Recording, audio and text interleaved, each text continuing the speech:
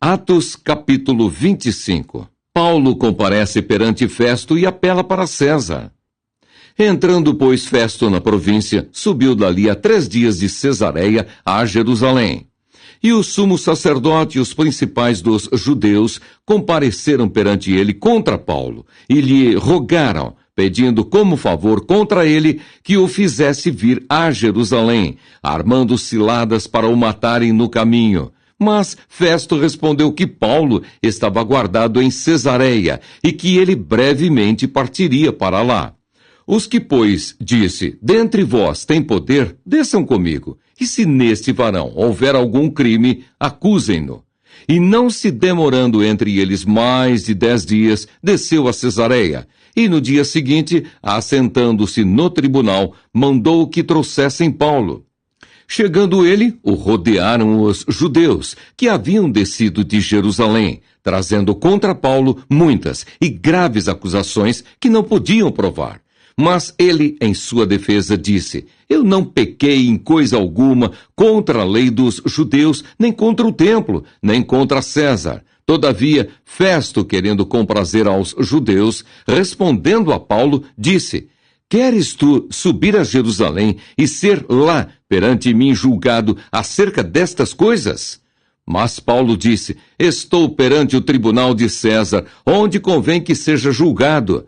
Não fiz agravo algum aos judeus, como tu muito bem sabes. Se fiz algum agravo ou cometi alguma coisa digna de morte, não recuso morrer. Mas se nada há das coisas de que estes me acusam, ninguém me pode entregar a eles. Apelo para César. Então Festo, tendo falado com o conselho, respondeu, apelaste para César? Para César irás. Passados alguns dias, o rei Agripa e Berenice vieram a Cesareia a saudar Festo. E como ali ficassem muitos dias, Festo contou ao rei os negócios de Paulo, dizendo, um certo varão foi deixado por Félix aqui preso, a respeito de quem os principais dos sacerdotes e os anciãos dos judeus, estando eu em Jerusalém, compareceram perante mim pedindo sentença contra ele. A eles respondi que não é costume dos romanos entregar algum homem à morte, sem que o acusado tenha presentes os seus acusadores e possa defender-se da acusação. De sorte que, chegando eles aqui juntos, no dia seguinte, sem fazer dilação alguma, assentado no tribunal, mandei que trouxessem o homem. Paulo perante o rei Agripa. Acerca dele, estando presentes os acusadores, nenhuma coisa apontaram daquelas que eu suspeitava. Tinham, porém, contra ele algumas questões acerca de sua superstição e de um tal Jesus, defunto, que Paulo afirmava viver. E estando eu perplexo acerca da inquirição desta causa, perguntei se queria ir a Jerusalém e lá ser julgado acerca destas coisas. Mas, apelando Paulo para que fosse reservado ao conhecimento de Augusto, mandei que o guardassem até que o envie a César. Então Agripa disse a Festo, bem quisera eu ouvir também esse homem. E ele disse, amanhã o ouvirás. No dia seguinte, vindo Agripa e Berenice com muito aparato, entraram no auditório com os tribunos e varões principais da cidade, sendo trazido Paulo por mandado de Festo. E Festo disse, Rei Agripa e todos os varões que estáis presentes conosco, aqui vedes um homem de quem toda a multidão dos judeus me tem falado, tanto em Jerusalém como aqui, clamando que não convém que viva mais. Mas, achando eu que nenhuma coisa digna de morte fizera, e apelando ele mesmo também para Augusto, tenho determinado enviar-lhe-o.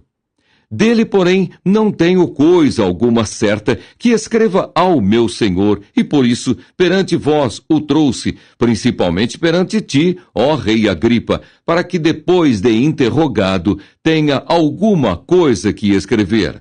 Porque me parece contra a razão enviar um preso e não notificar contra ele as acusações. Atos capítulo 26. Depois, Agripa disse a Paulo: permite-se-te que te defendas. Então Paulo, estendendo a mão em sua defesa, respondeu: tenho-me por venturoso, ó rei Agripa, de que perante ti me haja, hoje, de defender de todas as coisas de que sou acusado pelos judeus. Mormente sabendo eu que tens conhecimento de todos os costumes e questões que há entre os judeus, pelo que te rogo que me ouças com paciência. A minha vida, pois, desde a mocidade, qual haja sido, desde o princípio em Jerusalém, entre os da minha nação, todos os judeus a sabem, sabendo de mim, desde o princípio, se o quiserem testificar, que conforme a mais severa seita da nossa religião, vivi fariseu. E agora, pela esperança da promessa que por Deus foi feita a nossos pais, estou aqui e sou julgado, a qual as nossas 12 tribos esperam chegar, servindo a Deus continuamente, noite e dia.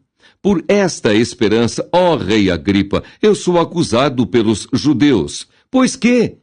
Julga-se coisa incrível entre vós que Deus ressuscite os mortos? Bem tinha eu imaginado que contra o nome de Jesus, o Nazareno, devia eu praticar muitos atos, o que também fiz em Jerusalém. E havendo recebido poder dos principais dos sacerdotes, encerrei muitos dos santos nas prisões. E quando os matavam, eu dava o meu voto contra eles. E castigando-os muitas vezes por todas as sinagogas, os obriguei a blasfemar. E enfurecido demasiadamente contra eles, até nas cidades estranhas os persegui. Sobre o que, indo então a Damasco, com poder e comissão dos principais dos sacerdotes, ao meio-dia, ó rei, vi no caminho uma luz do céu, que excedia o esplendor do sol, cuja claridade me envolveu a mim e aos que iam comigo. E caindo nós todos por terra, ouvi uma voz que me falava, e em língua hebraica dizia: Saulo, Saulo, por que me persegues? Dura coisa te é recalcitrar contra os aguilhões. E disse eu: quem és, Senhor? E ele respondeu: eu sou Jesus a quem tu persegues. Mas levanta-te e põe-te sobre teus pés, porque te apareci por isto, para te pôr por ministro e testemunha tanto das coisas que tens visto, como daquelas pelas quais te aparecerei ainda, livrando-te deste povo e dos gentios, a quem agora te envio, para lhes abrires os olhos, e das trevas os converteres à luz, e do poder de Satanás a Deus, a fim de que recebam a remissão dos pecados e sorte entre os santificados pela fé em mim. Pelo que, ó rei Agripa, não fui desobediente à visão celestial. Antes, anunciei primeiramente aos que estão em Damasco e em Jerusalém e por toda a terra da Judéia e aos gentios que se emendassem e se convertessem a Deus, fazendo obras dignas de arrependimento. Por causa disto, os judeus lançaram mão de mim no templo e procuraram matar-me. Mas, alcançando o socorro de Deus, ainda até ao dia de hoje, permaneço, dando testemunho, tanto a pequenos como a grandes, não dizendo nada mais do que o que os profetas e Moisés disseram que devia acontecer, isto é, que o Cristo devia padecer e, sendo o primeiro da ressurreição dos mortos, devia anunciar a luz a este povo e aos gentios. E dizendo ele isto em sua defesa, disse Festo em alta voz: Estás louco, Paulo!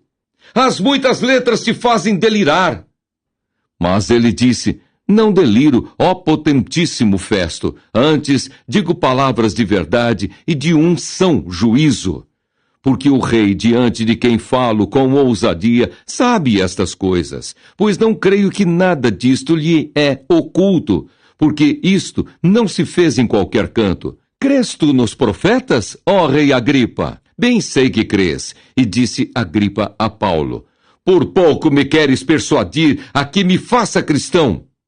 E disse Paulo: provera a Deus que, ou por pouco ou por muito, não somente tu, mas também todos quantos hoje me estão ouvindo, se tornassem tais qual eu sou, exceto estas cadeias. Dizendo ele isto, se levantou o rei, o governador e Berenice e os que com ele estavam assentados. E apartando-se dali, falavam uns com os outros, dizendo: Este homem nada fez digno de morte ou de prisões. E Agripa disse a Festo: Bem podia soltar-se este homem, se não houver apelado para César. Atos, capítulo 27. Paulo é mandado para a Itália. O naufrágio do navio. Como se determinou que havíamos de navegar para a Itália, entregaram Paulo e alguns outros presos a um centurião por nome Júlio, da coorte Augusta. E embarcando nós em um navio adramitino, partimos navegando pelos lugares da costa da Ásia, estando conosco Aristarco, macedônio de Tessalônica, e chegamos no dia seguinte a Sidom, e Júlio, tratando Paulo humanamente, lhe permitiu ir ver os amigos para que cuidassem dele. E partindo dali, fomos navegando abaixo de Chipre, porque os ventos eram contrários. E tendo atravessado o mar ao longo da Cilícia e Panfilha, chegamos a Mirra, na Lícia, achando ali o centurião um navio de Alexandria, que navegava para a Itália. Nos fez embarcar nele. E como por muitos dias navegássemos vagarosamente, havendo chegado apenas defronte de Cnido, não nos permitindo o vento ir mais adiante, navegamos abaixo de Creta, junto de Salmona. E custeando-a dificilmente, chegamos a um lugar chamado Bons Portos, perto do qual estava a cidade de Lazéia. Passado muito tempo e sendo já perigosa a navegação, pois também o jejum já tinha passado, Paulo os admoestava, dizendo-lhes: Varões, vejo que a navegação há de ser incômoda e com muito dano, não só para o navio e a carga, mas também para a nossa vida. Mas o centurião cria mais no piloto e no mestre do que no que dizia Paulo. E como aquele porto não era cômodo para invernar, os mais deles foram de parecer que se partisse dali, para ver se podiam chegar a Fenice, que é um porto de Creta, que olha para a banda do vento da África e do Coro, e invernar ali. E soprando o vento sul brandamente, lhes pareceu terem já o que desejavam, e fazendo-se de vela, foram de muito perto costeando Creta. Mas não muito depois deu nela um pé de vento, chamado Euroaquilão. E sendo o navio arrebatado e não podendo navegar contra o vento, dando de mão a tudo, nos deixamos ir à toa.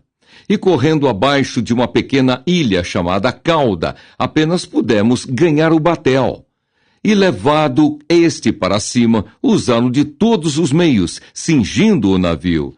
E temendo darem à costa da Sirte, amainadas as velas, assim foram à toa. Andando nós agitados por uma veemente tempestade, no dia seguinte aliviaram o navio. E ao terceiro dia, nós mesmos, com as próprias mãos, lançamos ao mar a armação do navio. E não aparecendo havia já muitos dias, nem sol, nem estrelas, e caindo sobre nós uma não pequena tempestade, fugiu-nos toda a esperança de nos salvarmos. Havendo já muito que se não comia, então Paulo, pondo-se em pé no meio deles, disse: Fora, na verdade, razoável, ó varões, ter-me ouvido a mim e não partir de Creta, e assim evitariam este incômodo e esta perdição. Mas agora vos admoesto a que tenhais bom ânimo, porque não se perderá a vida de nenhum de vós, mas somente o navio. Porque esta mesma noite o anjo de Deus, de quem eu sou e a quem sirvo, esteve comigo, dizendo: Paulo, não temas, importa que sejas apresentado a César, e eis que Deus te deu todos quantos navegam contigo. Portanto, ó varões, tende bom ânimo, porque creio em Deus que há de acontecer assim como a mim me foi dito. É, contudo, necessário irmos dar numa ilha.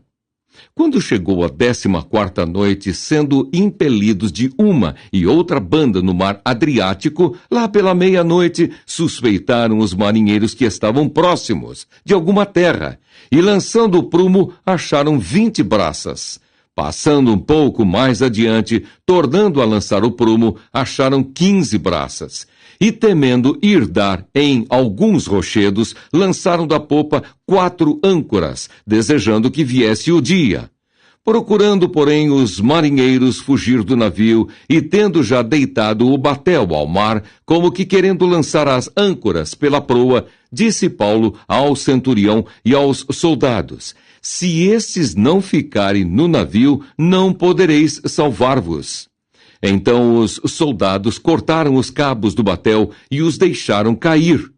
E enquanto o dia vinha, Paulo exortava a todos a que comessem alguma coisa, dizendo: é já hoje o 14º dia que esperais, e permaneceis sem comer, não havendo provado nada. Portanto, exorto-vos a que comais alguma coisa, pois é para a vossa saúde, porque nenhum cabelo cairá da cabeça de qualquer de vós. E havendo dito isto, tomando o pão, deu graças a Deus na presença de todos, e partindo-o, começou a comer. E tendo já todos bom ânimo, puseram-se também a comer. E éramos ao todo no navio 276 almas. Refeitos com a comida, aliviaram o navio, lançando o trigo ao mar. E sendo já dia, não reconheceram a terra. Enxergaram, porém, uma enseada que tinha praia, e consultaram-se sobre se deveriam encalhar nela o navio. Levantando as âncoras, deixaram-no ir ao mar, largando também as amarras do leme, e alçando a vela maior ao vento, dirigiram-se para a praia. Dando, porém, no lugar de 2 mares, encalharam ali o navio, e, fixa a proa, ficou imóvel, mas a popa abria-se com a força das ondas. Então a ideia dos soldados foi que matassem os presos, para que nenhum fugisse, escapando a nado. Mas o centurião, querendo salvar a Paulo, lhes estorvou este intento, e mandou que os que pudessem nadar se lançassem primeiro ao mar, e se salvassem em terra, e os demais, uns em tábuas e outros em coisas do navio. E assim aconteceu que todos chegaram à terra, a salvo. Atos, capítulo 28.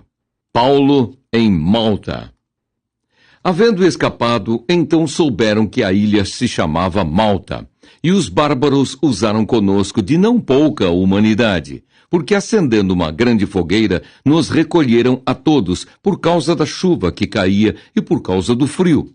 E havendo Paulo ajuntado uma quantidade de vides e pondo-as no fogo, uma víbora, fugindo do calor, lhe acometeu a mão. E os bárbaros, vendo-lhe a víbora pendurada na mão, diziam uns aos outros: certamente este homem é homicida, visto como, escapando do mar, a justiça não o deixa viver.